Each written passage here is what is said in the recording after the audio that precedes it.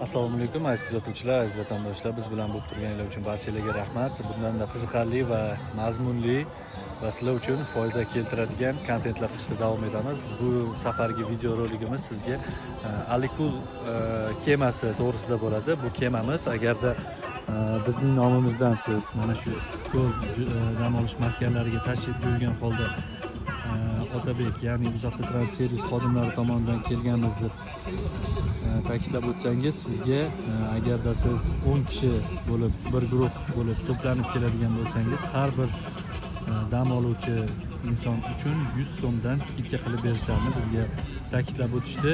Aynan mana shu Alikul kemasida siz 100 so'm chegirma qilingan holda kelishingiz mumkin. Albatta bu 100 so'm Qirg'iziston so'mida, Qirg'iziston pul mablag'ida mana shu yerdan siz chiptalarni xarid qilasiz.